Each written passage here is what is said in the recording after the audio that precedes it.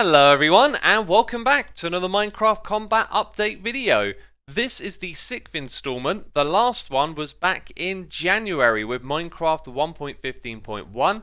This latest installment, number 6, is for 1.16.2, and a reminder of what's going on here, there is parallel development for the combat system of Minecraft in this game. This is not going to be added to 1.16.2. There is no actual timeline in place or date or update that this is going to be implemented into the game, but Jeb is going through all the combat mechanics and with the feedback from the community is updating, tweaking and changing them constantly. And so in this latest update that we've got, we're going to check out all of the changes that may one day make its way into Minecraft. Now, if you want to play this combat testing snapshot on Java Edition, you won't find it in your launcher, and that's because Jeb actually posts these to the Minecraft community Reddit. Inside the thread that is linked in the description box down below and is on your screen, you'll find a link to the download and instructions on how to add it to your game. Now, before we get to the changes of this one, I'd like to give you a little recap since it's been half a year. So here are some of the things that are changing in Minecraft Combat. When you block with a shield, you now got a little shield indicator down there next to the hotbar, and if the shield is in your offhand and you crouch, it'll automatically block. I'm not holding down right click here, that is done automatically. Weapons and tools have adjusted values for attack damage and attack speed. They also have different reaches as well, and the axe is considered a proper weapon, so now when you use it to attack an entity, it only does 1 point of durability damage. The method for attacking is slightly different. You can spam click like this, or you can hold down click. And in my experience, it seems to attack faster when you hold down click compared to spam clicking, or maybe I just can't click fast enough. The food and regeneration of health system is also being changed as well, with different values for your hunger bar contributing to the regeneration of health, and also the saturation bar, the invisible third factor for food, has been removed entirely, and golden carrots were known for being the best source of saturation, but now in this update it's entirely removed. Let's now get into the changes of combat test number 6, and we'll start off with one that sounded fantastic but doesn't actually appear to be a thing in the game. So apparently player momentum is added to thrown projectiles, but only in the direction that you're facing.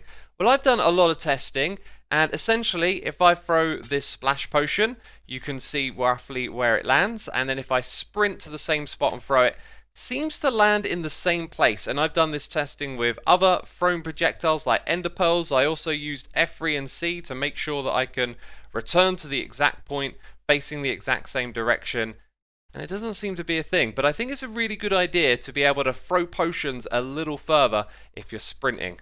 And here is another change related to projectiles. The bow and arrow has been changed, so when you hold down right click, the accuracy of your shot is going to decrease with time, and you can see the bow is actually bobbing up and down on the right side of the screen, so this shot is going to be wildly inaccurate compared to taking a quick shot. You're going to be much more likely to hit the target. And I think this is a really good change because it makes some distinction between the crossbow and the bow. As you'll see here, holding down right click with the crossbow, it doesn't start to shake, so this is always going to give you that accurate shot, whereas the bow requires a bit more speed to get accuracy. There are also two changes to the shield. It's going to recover faster from an attack, and it also will protect you from 5 points of damage from melee attacks, and it will still block 100% of the damage from a projectile. So to see both those things in action, we're going to spawn in a Vindicator. I'm going to block. You can see we took about 5 hearts of damage, but our shield also recovered a little quicker. So Jeb has redesigned what he's calling Aim Assist, and it was previously known as Coyote Time, and that has been removed in its entirety. So here is a clip from the last video I did on the combat test number 5, and you can see what Coyote Time is. It allows you to move away from what you're aiming at and hit them just a little bit after, but this can be exploited and abused. So now the change is that entities that have a bounding box smaller than 0.9 of a block are then inflated so that you can hit them. And this essentially means that really small mobs are just a little bit easier to hit. So let's throw down a rabbit which has a smaller hitbox than 0.9 of a block, and let's aim to the side of it. And you saw there that we clearly didn't hit the hitbox, we just aimed off to the side, and that's essentially what that change is. Makes it a little easier to attack small mobs. The chopping enchantment for the axe has been renamed to cleaving, and chopping was the enchantment that disables a shield using an axe. And you'll see here that its attack damage goes up by 1 point for each level of cleaving. So that's just a new name for the same enchantment. But also for the axe in the enchanting table, you will see less of other types of enchantment as the other weapon enchantments have been removed. So you can put sharpness onto an axe using an anvil, for example, but you're never going to see it over here in the enchanting options. And as a result of this, it just means that cleaving is way more common to get on your axe through enchanting. Next up, some changes to food and hunger. This first one baffled me a little bit because eating food can be interrupted by being attacked. So if I set this thing up and then try and eat, you'll see that I'm not actually interrupted. That's just me stopping eating. So I can actually just, continue eating here. And it's not interrupted. So it took me a while to realize this, but it's for other mobs or players or entities. So let's try and get the timing right here. Okay, that interrupted me. Did you see it? Let's do it again. Interrupted. One more time. And there you go. I think that was pretty clear, that one. Yeah, it's a little difficult to show on camera because I'm trying not to also then eat and fill up my hunger bar. But essentially when another mob or player attacks you and you're eating, it's going to interrupt the eating process. But this is not the same for taking damage from the environment. There are more changes though. The amount of time it takes to eat is 32 ticks again. So last time it was 24 ticks, meaning you could eat food a little bit faster, but now it's been reverted. The natural healing speed has been increased, so it used to be 3 seconds for each half a heart, and now it's going to be 2 seconds. Natural healing will also drain your food 50% slower than before.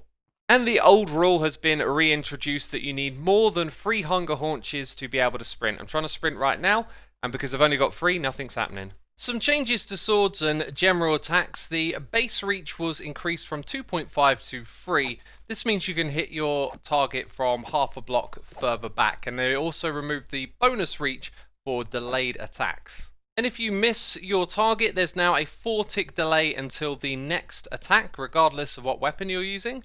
And swords have the sweeping attacks again, which you've probably already seen in this video so far, as it creates that animation on the screen. And apparently this works with axes that have sweeping as well. Here's the thing, you can't actually give it the sweeping enchantment, so not really sure what that's about. I should also point out this sweeping attack works even if you don't actually hit like a target. It will hit whatever's nearby, which is very interesting and powerful. Also, the amount of damage from Sweeping Edge has changed. It used to be 50, 60 and 75% based on what level of enchantment, and now it's 25, 33 and 37.5. And you also might have noticed that the attack indicator that appears on the right hand side of the hotbar or in the middle of the screen has been removed entirely in this update. And a few bugs were fixed related to knockback calculation, a desync between client and server with the damage values of items, and also a bug that caused players to be unable to attack or interact with anything after respawning. And that is all of the changes, but there is just one more thing I'd like to mention. In the week we had 1.6.2, pre-release 2, pre-release 3, and then the release candidate for 1.16.2 with a release date for the coming Tuesday. So I plan on putting a video out on that day summarizing some of the changes in 1.16.2 and covering the smaller details of these 3 videos that I missed. And that, my friends, brings us to the end of this video. So if you enjoyed it, as always, leave a like. Thank you for doing that. Of course, make sure to subscribe if you haven't and you want to keep up to date with all of these changes in Minecraft. And if you want to give Jeb some feedback, head over to that Reddit thread in the description box down below. That is it from me. Thank you for watching, and I'll see you soon with another one. Bye-bye.